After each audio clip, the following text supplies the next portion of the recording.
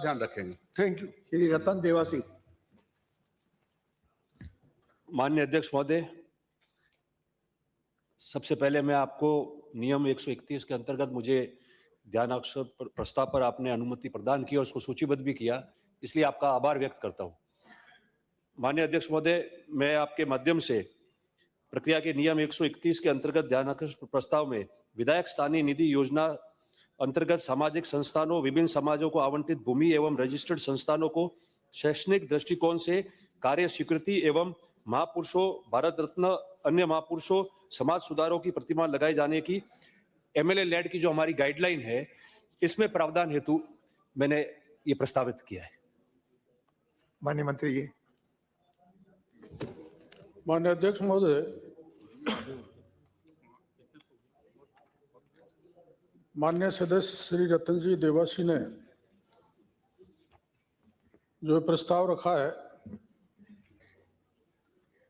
उसमें एक संक्षिप्त जानकारी देते हुए सदन का ध्यान आकर्षित करना चाहता हूं कि विधानसभा सदस्यों को उनके विधानसभा क्षेत्रों में स्थानीय आवश्यकताओं के अनुरूप विधायकों की प्रशंसा पर पूंजीगत प्रकृति के विकासात्मक निर्माण कार्यों को कराने के उद्देश्य से विधायक स्थानीय क्षेत्र विकास योजना वित्तीय वर्ष 1999-2000 में प्रारंभ की गई है।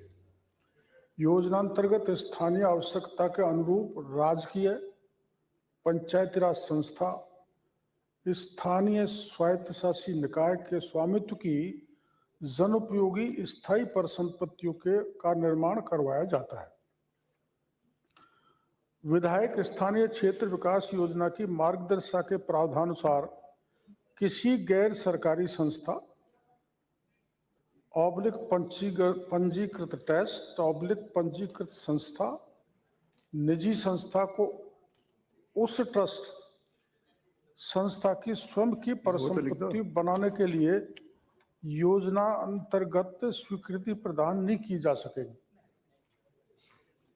परंतु पंजीकृत संस्था ट्रस्ट गोपालन विभाग से अनुदानित पंजीकृत गौशाला के लिए टिकाऊ प्रवृत्ति की परिसंपत्तियों का सृजन निम्नांकित शर्तों के अधीन कराया जा सकता है।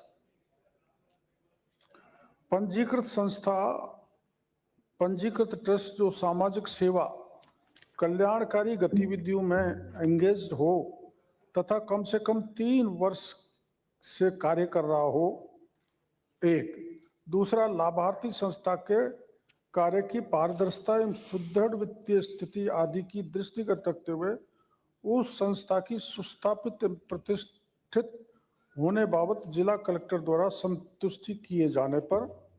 तीसरा, सृजित होने वाली परिसंपत्तियों सार्वजनिक जनता अर्थात जाति धर्म के भेदभाव के बिना सभी वर्गों के लिए उपयोग हेतु सदैव उपलब्ध रहने पर ये परिसंपत्तियां जातिगत न्याथी नोहरे, जातिगत छात्रावास, जातिगत शमशान एवं जाति विशेष की नहीं होनी चाहिए।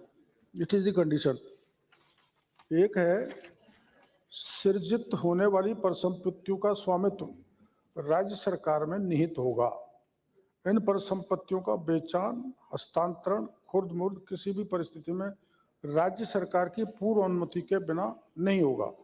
सृजित होने वाली परिसंपत्तियों के रखरखाव का दायित्व सुनिश्चित तौर पर लाभार्थी संस्था द्वारा किए जाने पर संस्था द्वारा नियमित रूप से वार्षिक रिपोर्ट एवं ऑडिट रिपोर्ट जिला कलेक्टर को देनी होगी। लाभार्थी संस्था द्वारा राज्य सरकार यानी जिला कलेक्टर के साथ उक्त शर्तों को स्वीकार करने हेतु अग्रिम रूप में औपचारिक अनुबंध निष्पादित कराने के उपरांत योजना अंतर्गत पंजीकृत संस्था ट्रस्ट गोपालन विभाग से अनुदानित पंजीकृत गौशाला के लिए टिकाऊ प्रवृत्ति की परिसंपत्तियों का सृजन शर्तों के अधीन कराया जा सकता है तथा किसी ट्रस्ट गैर सरकारी संस्था को योजना अवधि में अधिकतम 25 लाख रुपए तक की राशि के कार्य स्वीकृत किए जा सकते हैं। उल्लेखनीय है कि हमारी सरकार द्वारा, इस वर्तमान सरकार द्वारा माननीय विधायक गण की मांग पर बजट घोषणा 2025-26 की अनुपालना में इस कार्य को 10 लाख से बढ़ाकर 25 लाख रुपए किया गया है। रजिस्टर्ड संस्थानों पंजीकृत संस्था के लिए टिकाऊ प्रवृत्ति की परिसंपत्तियों का सृजन शर्तों के अधीन कराया जा सकता है। जैसा कि मैंने पूर्व में बताया है कि विधायक स्थानीय क्षेत्र विकास योजना का मुख्य उद्देश्य पूंजीगत प्रकृति के विकासात्मक निर्माण कार्य करवाना है ताकि क्षेत्रीय विकास में असंतुलन को दूर किया जा सके। योजना अंतर्गत शहरी क्षेत्रों में केवल अंबेडकर भवन परिसर में जन सहयोग से स्थापित कराई जाने वाली डॉक्टर भीमराव अंबेडकर की मूर्ति के प्लेटफॉर्म का निर्माण तथा मूर्ति स्थापना हेतु जन सहयोग की राशि कम पड़ने पर संबंधित संस्था समिति के फंड में आंशिक योगदान देने का प्रावधान है। माननीय सदस्य, मैं आपके माध्यम से माननीय मंत्री जी से 3 बातों का जो इसमें उल्लेखित किया है, बोल रहे हैं आपके सामने, तब तो बैठा करो। ये हमेशा सरवन जी आड़े आते हैं। 3 बिंदुओं पे आपके माध्यम से मंत्री जी से आग्रह करना चाहता हूँ, निवेदन करना चाहता हूँ बोलो, उत्तर दिलाऊंगा कि जो मैंने इस ध्यान आकर्षण में लिखा था माननीय मंत्री जी, वो इसमें प्रावधान करने के लिए, ताकि सरकार उस पर विचार करके और हम सबके हित में, माननीय सभी सदस्यों के लिए है कि उसमें उसका प्रावधान करे। चूंकि जो जवाब आया है उसमें ये ऑलरेडी एमएलए लेड्स में है, पर जो 3 बिंदु है जिसका मैंने इसमें उल्लेख किया, मैं तीनों का आपको निवेदन करना चाहता हूं माननीय अध्यक्ष महोदय के। और अध्यक्ष महोदय, मैं इसलिए आपके माध्यम से भी निवेदन कर रहा हूं कि पिछली बार भी आपने ध्यान आकर्षण में एक बड़ा मुद्दा जो था उसमें राजस्थान में फर्जीवाड़ा रुकाया था, और ये हम सब माननीय सदस्यों के लिए जो है उसके लिए लिखित। तो पहला ये है जिसमें मैंने निवेदन किया है कि जो एमएलए लेड्स की गाइडलाइन है, जो आपने अभी बताया, अभी आपने पढ़ के भी सुनाया, उसके अंदर हमने ये तो कह दिया कि पंजीकृत ट्रस्ट या पंजीकृत संस्था को जो है हम लोग 25 लाख तक दे देंगे और देंगे।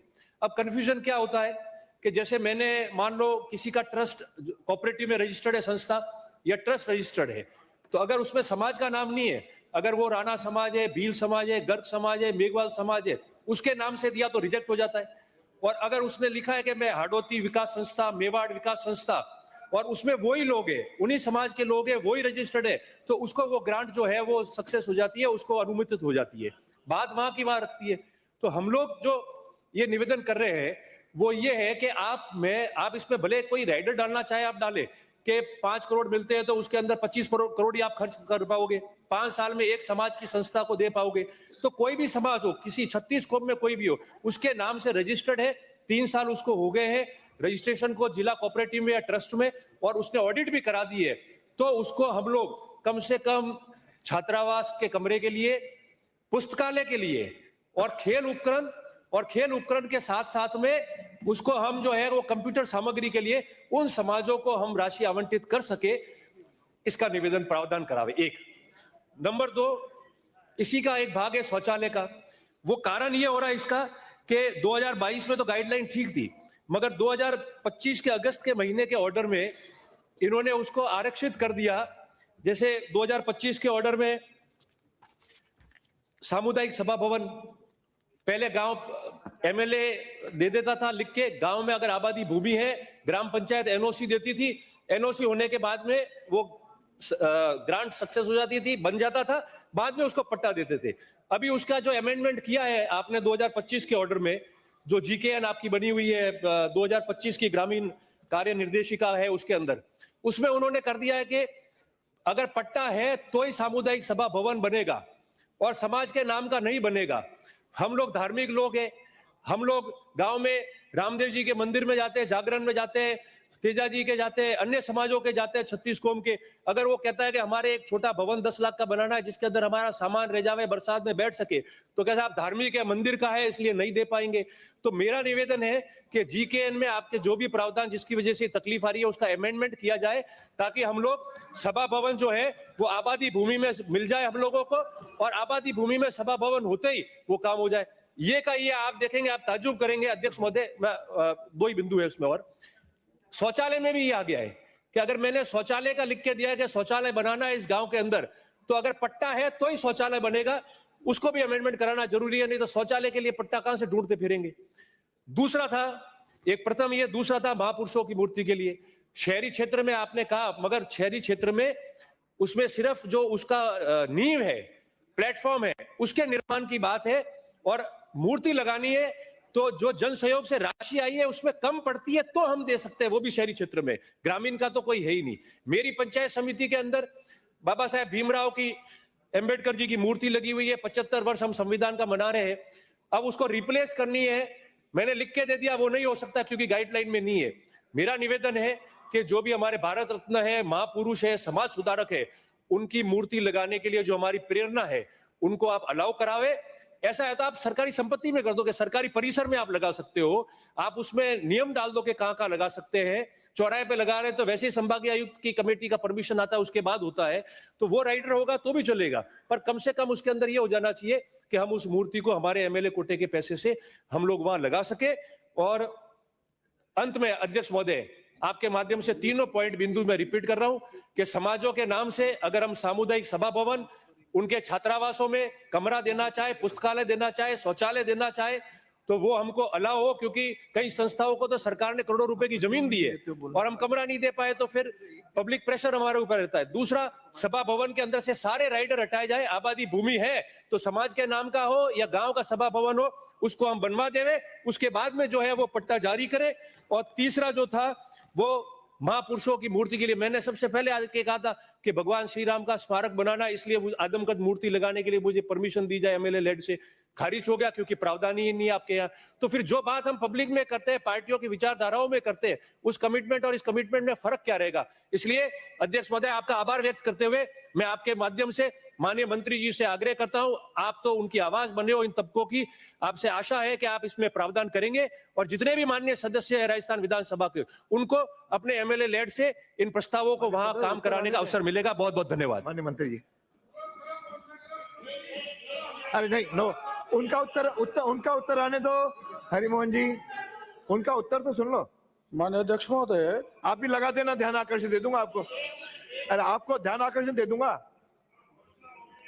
पूरे सदन इस पे एक प्रश्न नहीं उठता। पूरे सदन की भावना है और पहले भी ये बात उठती आई है। तो विधायक कोष योजना के प्रभावी क्रियान्वयन हेतु अभी हाल ही में मुख्य सचिव राजस्थान सरकार द्वारा 14/12/2025 को अतिरिक्त मुख्य सचिव गृह विभाग की अध्यक्षता में 4 सदस्यीय समिति का गठन किया गया। आपने जो बात उठाई, ऐसी बात पत्र भी आते रहते हैं, हाउस में भी उठता रहता है, बाहर भी मामला उठता रहता है, इसलिए एक कमेटी बनाई गई। पहले मैं आपको कमेटी द्वारा जो रिपोर्ट है उसकी जानकारी दे देता हूं। समिति द्वारा अपनी रिपोर्ट प्रस्तुत कर दी गई है। समिति की प्रमुख अनुशंसाएं निम्नानुसार है। कार्यकर संस्था उसी विभाग को बनाया जाए जिस विभाग के लिए कार्य करवाया जा रहा है, एक। दूसरा, क्रय संबंधी कार्य उपापन समिति के पूर्व अनुमोदन के बाद किया जाए, जो हो रहा है, तथा उपापन समिति में मुख्य कार्यकारी अधिकारी के स्तर से विषय वस्तु के अनुरूप एक तकनीकी अधिकारी मनोनीत किया जाए। यथासंभव कार्यों का क्रियान्वयन हेतु राजकीय विभागों / संस्थाओं कोई कार्यकारी संस्था बनाया जाए। तथापि विशेष परिस्थिति में पंजीकृत संस्था, पंजीकृत ट्रस्ट, एनजीओ को कार्यकारी संस्था बनाए जाने का निर्णय जिला कलेक्टर द्वारा गुण अवगुण के आधार पर लिया जाए। ये हमने डाला है हल्का सा प्रावधान।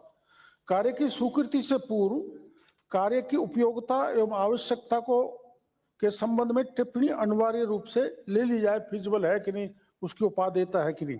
माननीय विधायक द्वारा अनुशंसा ऑनलाइन की जाए। उपापन संबंधी कार्य के लिए माननीय विधायक को आवंटित राशि का अधिकतम 10% व्यय किया जाए। राज्य स्तर, जिला स्तर, ब्लॉक स्तर से निरीक्षण की व्यवस्था की जाए। विधायक गण को आवंटित राशि को लैप्सेबल किया जाए। अनअभिशंसित राशि लैप्सेबल होगी। माननीय विधायक को प्रथम 6 माह में उपलब्ध राशि की न्यूनतम 30% राशि की अवशंसा किया जाना अनिवार्य है। ये तो एक जो हमने हाल ही में कमेटी बनाई उसके द्वारा है। अब आपने बताया जैसे भाई मेवाड़ संस्था, हाड़ौती संस्था और समाज एवं जाति के नाम, तो जाति और धर्म के नाम करना एक बड़ा विवाद खड़ा हो जाएगा। इसलिए जैसे माना जाटव समाज, मीणा समाज, जाट समाज, तो हम जिस जाति व्यवस्था को तोड़ना चाहते हैं और संविधान में उसका कोई प्रावधान नहीं है, तो ये अनकॉन्स्टिट्यूशनल हो जाएगा स्पीकर साहब। इसलिए, और एक आपने बताया बिना पट्टा, ये देखा है, हाँ, वो उसमें सरकार का पैसा नहीं लग रहा, उसमें हरी जी सरकार का पैसा नहीं लग रहा, वो समाज का समाज है। माननीय सदस्य है, अपनी सीट से बोलें। नहीं, वो तो वैसे ही नाम पड़ गया, उसका कोई रजिस्ट्रेशन नहीं है। एज ए मीणा हाईकोर्ट उसका कोई रजिस्ट्रेशन नहीं है, रजिस्ट्रेशन ट्रस्ट के नाम है। तो जैसे आपने बताया बिना पट्टा निर्माण, आमतौर पे देखा गया बिना पट्टा निर्माण कर देने के बाद और कहीं भी कर देने के बाद वो जमीन किस प्रवृत्ति की है, चरागा की है, सिवाय चके सरकारी है, खातेदारी है, तो आमतौर पर भवनों पर कब्जा हो जाता है स्पीकर साहब। इसलिए पहले पट्टा हमने जरूरी रखा है। फिर आपने कहा है जैसे महापुरुष देवता तेजाजी रामदेव, तो ये जो महापुरुष है इसकी डेफिनेशन बड़ी डिफिकल्ट है अध्यक्ष जी। माना कोई ऐसा आदमी जो महापुरुष की कोई डेफिनेशन ही नहीं है, किसको महापुरुष माने तो किसको माना जाए। फिर भी मैं ये मान के चलता हूँ कि पूरे सदन की भावना है कि इसमें कुछ होना चाहिए। तो मैं स्पीकर साहब आपसे निवेदन करना चाहूँगा कि एक कमेटी और बनाई जाए जिसमें कुछ माननीय विधायक और हमारे कुछ अधिकारियों की एक ऐसी संयुक्त कमेटी बने जिस पर गहन विचार करके कुछ मार्ग प्रशस्त किया जाए।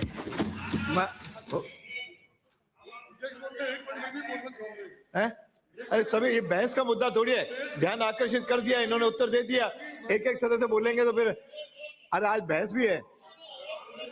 जी का भी आभार, और माननीय मुख्य सचेतक जी के भी संज्ञान में लाया था, आपने मेरे कहने पे पत्र लिखा था, तो आपका भी आभार, और आपके माध्यम से माननीय मंत्री जी का भी आभार व्यक्त करता हूं कि आप इसका टाइम फ्रेम कर दे कि ये कमेटी जो आपने अधिकारियों और विधायकों के साथ कही है उसका 1 महीने 2 महीने जो भी है टाइम फ्रेम हो जाए, ताकि उसकी वजह से ये जल्दी लागू हो जाएगा। आगे समिति हो गई, सब हो गया, अब क्या बचा? आने के लिए मोक्ष रथ के लिए विधायक कोष से पैसा नहीं दिया जा सकता, तो जो डेड बॉडीज है ना उनके लिए वाहन खरीदने का भी विधायक कोष से रजिस्टर्ड संस्था को या नगर परिषद को सुपुर्द करने के आधार पर वो भी व्यवस्था करे। वो कमेटी सब सारे विषयों पर चर्चा करेगी आपकी भावनाओं को देखते हुए। अरे बूंदी में व्यवस्था मैं कर दूंगा। सारी माननीय सदस्य, मैंने व्यवस्था दे दी, आप सबकी भावनाओं को देखे उस कमेटी को आप दे देना, उसको क्या सुझाव देना है कमेटी को दे देना ना आप। माननीय मंत्री महोदय, आपसे निवेदन करना चाह रहा हूँ, इनको दिक्कत होती है, ये जो समस्या है पूरे राजस्थान के 200 विधायकों की है। मेरा खाली इसमें इतना सबमिशन है कि नगर परिषद, नगर पालिका, पंचायत अगर कोई पट्टा दे किसी संस्था को, किसी समाज को, उसको विधायक कोर्ट से परमिशन दे दो, बनाओ भली वो डिपार्टमेंट बनाओ, कोई दिक्कत नहीं, तो उसमें कभी गलत काम नहीं होगा। ये मेरा निवेदन है। माननीय एक मैं जिन माननीय सदस्यों ने यहाँ सुझाव दिया है और जिनके दिमाग में जो भी सुधार है वो 1 महीने के अंदर अंदर हमारे विभाग को भिजवा दे, हम उन पर चर्चा करके सबको कमेटी को दे देंगे ताकि उस पर विचार किया जा सके। बहुत बहुत धन्यवाद। सदन